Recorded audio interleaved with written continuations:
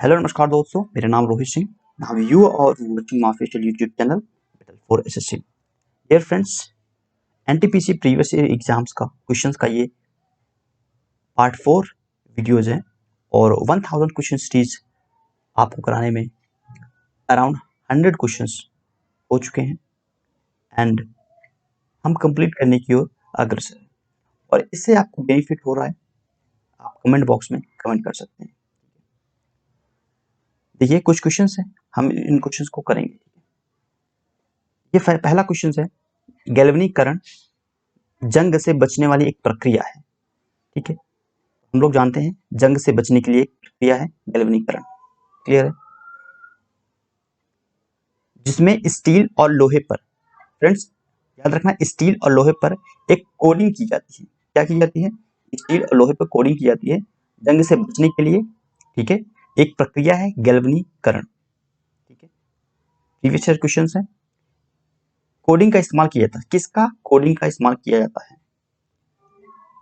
निकल, magnesium, copper and zinc. Okay, तो right answer है आपका जिंक। ठीक है, जिंक क्या करता है? स्टील और लोहे को ऑक्सीकरण से बचाता है। ठीक है, स्टील और लोहे को ऑक्सीकरण से बचाता है। तो आपका ऑप्शन यहाँ पर डी करेक्ट है। ठीक है, नेक्स्ट क्वेश्चन देखते हैं। बेलूर मठ कहां पर स्थित है? बेलूर मठ कहां पर स्थित है? क्वेश्चन ये आया था। पश्चिम बंगाल, महाराष्ट्र, उत्तर प्रदेश, तमिलनाडु। बेलूर मठ कहां पे स्थित है? पश्चिम बंगाल। ठीक है, और स्वामी विवेकानंद ने इसकी स्थापना की थी। रामकृष्ण मिशन, इसकी राम कृष्ण मिशन। ठीक है, रामकृष्ण मिशन। ठीक है, और इसका मुख्यालय कहां पे बनाया था? पश्चिम बंगाल में। ठीक है, ओके, कब बनाया था? 1857 में, 1897 में। ठीक है, क्लियर है? तो ये याद रखना, मोस्ट इंपोर्टेंट है आपके लिए। किसने बनाया था? तो विवेकानंद ने। ठीक है, स्वामी विवेकानंद, स्वामी विवेकानंद। क्लियर है? चलिए मूव करते हैं next question. Okay dear friends, next question क्या है?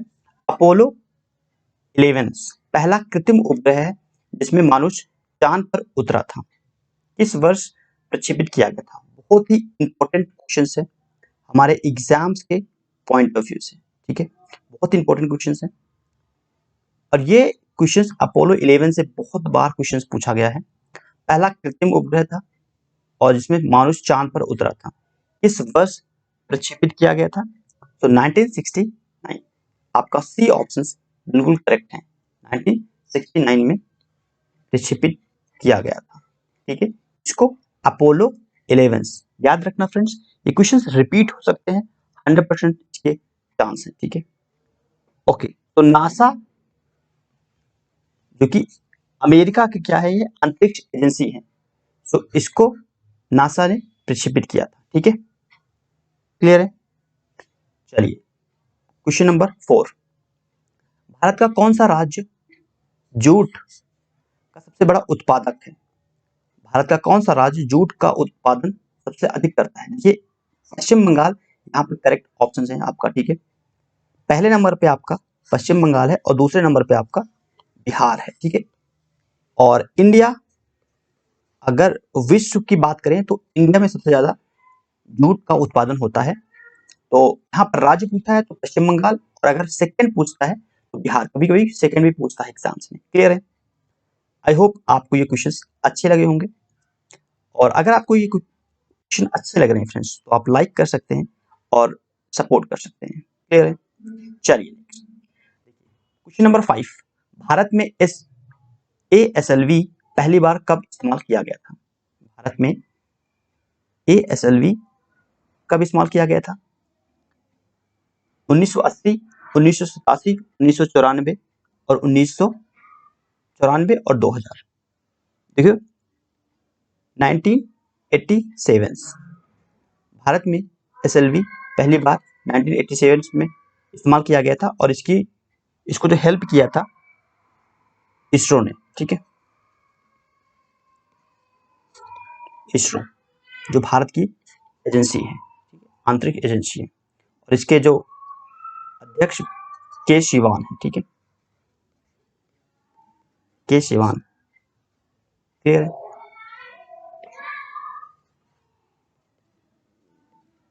ओके, नाउ मूव करते हैं नेक्स्ट क्वेश्चन। तमिलनाडु, उड़ीसा और छोटा नागपुर मेघालय के छोटे हिस्से में पाई जाने वाली मिट्टी के बारे में बात कर रहा है।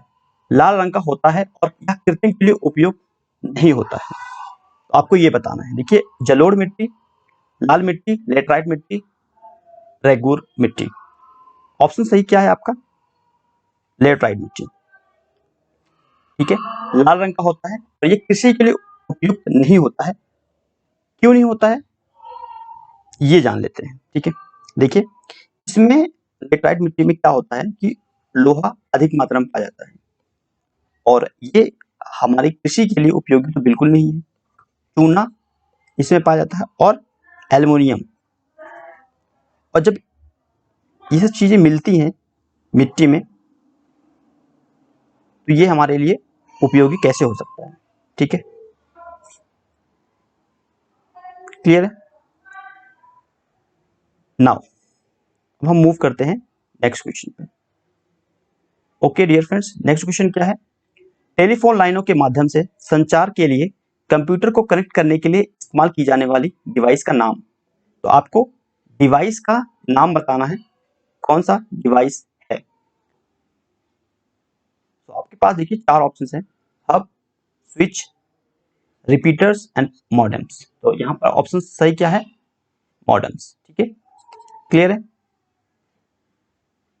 कनेक्ट करते हैं, कंप्यूटर को कनेक्ट करने के लिए डिवाइस को यूज किया जाता है मॉडेम। तो देखिए, कंप्यूटर से भी एग्जाम्स में क्वेश्चन आता है। तो अगर आप एनटीपीसी की प्रिपरेशन कर रहे हैं तो आप कंप्यूटर भी करके जाइए, ठीक है। क्वेश्चन नंबर 8, दो प्राथमिक रंग लाल और नीले के मिश्रण में कौन सा सेकेंडरी रंग बनता है? सेकेंडरी रंग पूछ रहे हैं। सेकेंडरी रंग कौन सा बनता है? मैजेंडा। लाल और नीले रंग के मिश्रण से मैजेंडा बनता है, ठीक है। क्लियर है। नाउ मूव करते हैं क्वेश्चन नंबर 9, बहुत इंपॉर्टेंट है। वह महिला कौन है जिसने स्वतंत्रता के लिए लड़ने हेतु भारतीय महिलाओं की जागृति में एक महत्वपूर्ण भूमिका निभाई और उन्हें भारत की कोकिला के नाम से जाना जाता है? यहाँ से एक क्वेश्चन बन जाता है, भारत की कोकिला किसे कहते हैं? सरोजिनी नायडू को बोला जाता है। भारत की कोकिला किसे बोलते हैं हम लोग? सरोजिनी नायडू को। और ये स्वतंत्र भारत की अगर फर्स्ट महिला राज्यपाल क्वेश्चन आता है तो वो भी ये बनी थी, ठीक है। फर्स्ट महिला राज्यपाल कौन थी? सरोजिनी नायडू। प्रथम महिला राज्यपाल सरोजिनी नायडू, जिन्हें हम कोकिला के नाम से भी जानते हैं। क्लियर है। नाउ मूव करते हैं नंबर 10, लोकतंत्र और विकास के लिए पंचायती राज संस्थानों के पुनर्स्थापन के लिए राजीव गांधी के द्वारा 1986 में गठित समिति का नाम बताइए। वो समिति थी LM सिंघवी समिति। इन्हीं की समिति की सिफारिश पर पंचायती राज, ठीक है, इसी समिति की सिफारिश पर पंचायती राज को संवैधानिक दर्जा मिला, ठीक है, संवैधानिक दर्जा मिला। क्लियर है। ठीक है, राजीव गांधी ने गठित किया था, ये भी आप समझ लीजिए। और ये आपको सन याद रखना है क्योंकि ये आपके एग्जाम के लिए इंपॉर्टेंट है, ठीक है। मूव करते हैं नेक्स्ट क्वेश्चन, क्वेश्चन नंबर 11, अंतरिक्ष एजेंसी का नाम बताना है। अंतरराष्ट्रीय स्वतंत्र एजेंसी का नाम बताना है जिसकी भूमिका गतिविधियों में सभी देशों में और खेलों में भी देश की गतिविधियों और खेलों में वैज्ञानिक अनुसंधान, शिक्षा, विकास, डोपिंग रोधी क्षमता पर निगरानी रखना है और कोड शामिल है। ठीक है, ये कह रहा है। तो विश्व डोपिंग रोधी एजेंसी, ठीक है, आपका ऑप्शन बी करेक्ट है। ठीक है, ये पूरे देश के जब प्लेयर्स पार्टिसिपेट करने जाते हैं किसी भी कॉम्पिटिशन में, वहां पर चेकिंग की जाती है। ठीक है, विश्व डोपिंग रोधी एजेंसी के द्वारा। क्लियर है? अभी हम देखते हैं क्वेश्चन नंबर 12। मानव रक्त प्लेटलेट्स को छोड़ते हैं। ठीक है, ये रिक्त स्थान फिल करना है आपको, जो रक्त के थक्के बनाने में मदद करता है। वो क्या है? प्रोथोमैबिन। ठीक है, ऑप्शन ए, ये रक्त के थक्के बनाने में मदद करता है। ठीक है, क्लियर है? Option A correct. Now move करते हैं क्वेश्चन नंबर 13।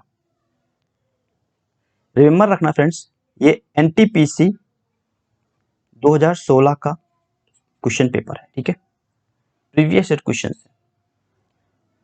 मानव मस्तिष्क का कौन सा हिस्सा बुद्धि, स्मृति और भावनाओं का केंद्र होता है?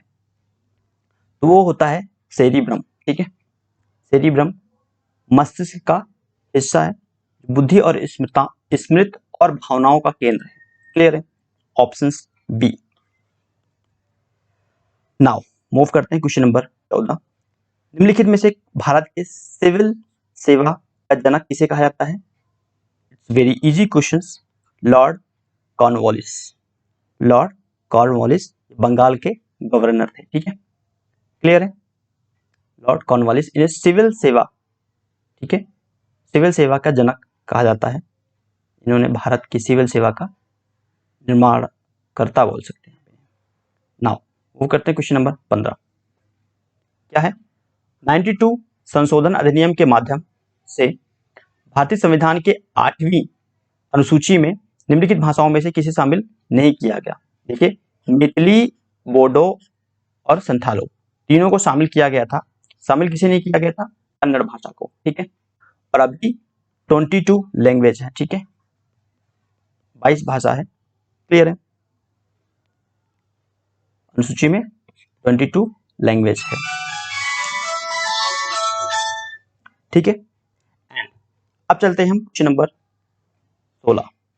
Okay, question number 16। प्रकाश एक साल में कितने किलोमीटर की यात्रा कर सकता है?